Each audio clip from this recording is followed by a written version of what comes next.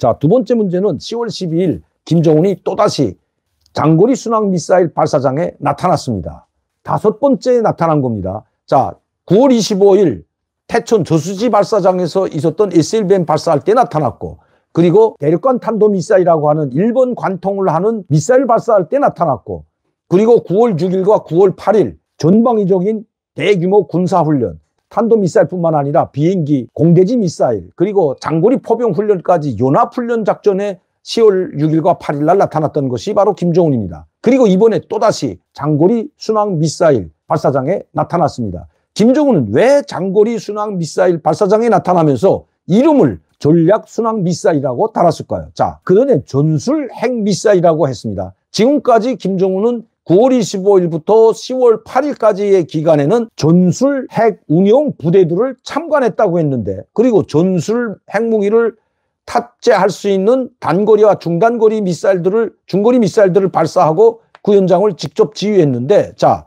이번에는 두 번에 걸쳐서 순항 미사일 발사할 때도, 시험 발사할 때도 나타났죠. 5월 달에 발사했던 이 순항 미사일 두 발을 발사했습니다. 그때도 나타났지만 그때는 시험 발사라는 말을 하지 않고 발사해놓고 어떤 미사일을 발사했는지도 말하지 않고 있다가 이 두 발 발사한 것. 예, 9월 29일입니다. 평남 순천 동해 일대에서 단거리 두 발인데 이것을 북한에서는 순항 미사일이라고 명명을 했습니다. 그때는 발사했다는 말을 하지 않았죠.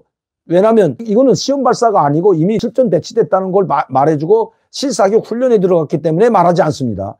재원에 대해서 말하지 않았는데 이번 장거리 순항 미사일은 처음 발사했다는 데 의미가 있습니다. 그러면서 이렇게 이야기합니다. 김정은 장거리 전략 순항 미사일 실험 발사를 현재 실시했다. 이 전략 순항 미사일이라는 건 전술 순항 미사일이라고 안 했습니다.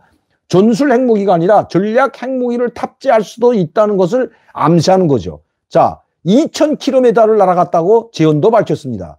발사 장면도 밝혔죠. 자, 김정은이 몸을 엄청의 살은 도찌에서 나왔지만 어쨌든 이렇게 지금 보면서 흐뭇한 웃음을 지금 손뼉을 치면서 지금 여기 담배는 계속 꺼나물고 있습니다. 나이 많은 사람들 앞에서 담배 피우면 자기들의 위신이 더 올라가는지, 내가 이런 사람이라는 걸 아마 보여주려고 했는지 모르겠지만, 그리고 그 사람들과 함께 기념 촬영도 했죠. 전략 장거리 순항 미사일 시험 발사입니다. 시험 발사했기 때문에 이 시험 발사에 참여했던, 그리고 이 장거리 순항 미사일을 만드는데 공헌을 세운 사람들과 함께 여기서 기념 촬영을 했습니다. 그걸 지금 보여주죠. 요게 지금 순항 미사일 발사 현장에 있던 사람들, 시험 발사이기 때문에 만든 사람들이 참여했죠. 이 사람들이 군수공업부 전문 이 두 사람은 군대가 아니죠. 물론 이제 군사청은 다 있겠지만 이 군수공업부, 그다음에 이 국방과학원 뭐 이런 전문 담당했던 아마 책임자쯤 되겠죠. 군수공업부 부부장과 부장 뭐 이런 사람들이겠는데, 이런 사람들과 시험 발사장이기 때문에 이 두 사람이 나왔다는 겁니다. 그 김정은은 보세요. 김정은이가 이 가운데서 해야 되는데 이 사람이 뭐 수련 걷죠, 여러분. 양옆에 있게 써놨습니다, 이거. 그만큼 김정은이 이 사람들을 얼마나 이거 대우해 줬으면 이 사람을 가운데 세우게. 사진이 지금 후리트에서 누군지 잘 보이지 않지만 이 군수공업부장 아니면 군수공업부부장이든지 이 장거리 순항 미사일을 개발하는데 공로가 있는 사람인 건 틀림없습니다. 자기가 여기 가운데 선 것이 아니라 자기는 한켠에 서고 이 사람이 김일성, 김정일처럼 가운데 서 있는 모습 참 희한하죠. 이 김정일 얼굴 모르는 사람들은 이 사람이 아마 북한의 지도자인가 할 겁니다. 이거 배치까지 달고요. 이렇게 기념 촬영을 했을 뿐만 아니라 이 발사 장면도 공개했습니다. 이거. 자, 순항이 되게 길죠. 근데 앞부분에 전략 핵탄두까지 탑재할 수 있기 때문에 전략 순항 미사일이라고 했을 겁니다. 그러나 제가 봐서는 전술 전략 핵무기를 모두 탑재할 수 있는 그런 핵무기라는 암시를 보이고 있다는 것입니다. 2000km. 일본을 훨씬 지나갈 뿐만 아니라 정말 이거 요격하기도 힘든 팔자형을 그리면서 날아갈 뿐만 아니라 변칙 비행을 하면서 날아갔다는 데 문제가 있는 겁니다. 그래서 김정은이가 흐뭇해서 이런 사람들 가운데다 세워놓고 했는지는 모르지만 이렇게 순항미사일 또다시 두 발을 발사했습니다. 10월 12일이죠. 이렇게 순항미사일 발사해놓고 전략 순항미사일, 장거리 순항미사일을 발사해놓고 나서 김정은이 지시에 의해서 또다시 10월 13일, 10월 12일에는 전략미사일 발사하는데 참여했고 10월 13일은 김정은이 당정이 군사위원회 지시에 의해서 이 13일 날 새벽 0시니까 뭐 이 14일로 넘어가는 때죠. 전투비행기가 동해상으로 서해상으로 날아오고 그것만 아니라 또다시 700km 나가는 미사일도 탄도미사일 발사했습니다. 700km면 정확히 부산, 제주도까지 타격할 수 있는 거리입니다.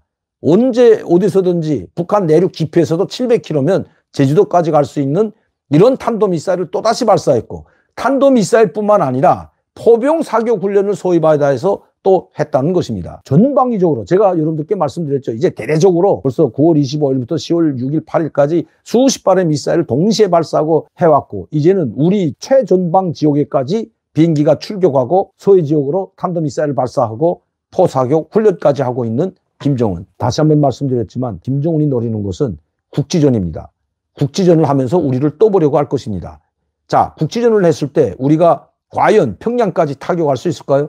북한에 있는 전략기지들, 약 박근혜 대통령, 전 대통령 시절에 약 700개의 전략기지들을 목표로 삼아 훈련을 했지요. 거기다 대고 쏘는 훈련은 안 했지만 목표물을 선정했습니다. 이거 700개의 북한의 미사일 기지를 비롯한 전략기지들을 설정해 놓고, 만에 하나 북한이 우리를 공격하려고 한다면 서지컬 스트라이크라는 선제적 공격으로 먼저 이 700개의 전략적 기지들을 초토화시키려고 했던 겁니다. 그걸 이제 아마 김정은은 시험하러 둘 것입니다. 그것이 바로 국지전입니다. 포사격을 하면 포사격 원점만 타격할 것이 아니라 북한이 방사포를 소위 오도로 향해서 우리 섬에다 대고 직접 이 2010년도 연평도를 공격했던 것, 방사포로 공격했죠. 공격하면 바로 그 방사포 원점 기지를 우리는 타격을 해야 됩니다. 그리고 북한이 우리에게 전술 전략 핵무기를 쏜다는, 말하자면 북한이 쏠 기미만 보이더라도 먼저 서지컬 스트라이크를 해야 된다는 것입니다. 왜냐하면 그렇지 않으면 이미 날라온 다음에는 막지 못한다는 데 문제가 있습니다. 서울과 대전, 대구까지는 북한의 미사일 과연 막아낼 수 있을까?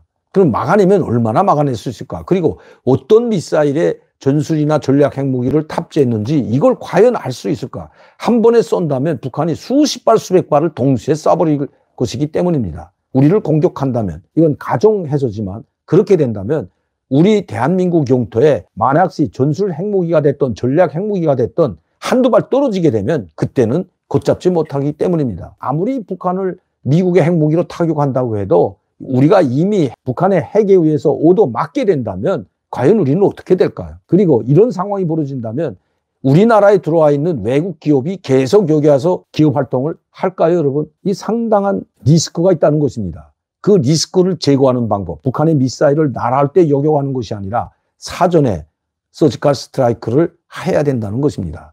그리고 단 하나, 그것도 아니면 하루빨리 북한의 정보망, 그리고 북한의 김정은의 동선을 파악하고 수뇌부를 공격하는 것 외에 방법이 없다는 겁니다. 뱀의 머리를 잘라버려야 됩니다. 그래야만이 우리는 북한의 핵으로부터, 그리고 미사일 공격으로부터 자유로울 수가 있기 때문입니다. 그렇게 된다면 아무리 북한의 김정은이가 자기 수뇌부, 참모부가 공격을 당해서 다 제거되더라도 자동으로 발사하게 만들었다고 뽕을 치지만 이건 뽕에 불과하다는 겁니다. 그렇게 된다면 김정은이가 만약시 북한에서 참수가 된다면 누가 죽은 김정은을 위해서 핵단추를 누를까요?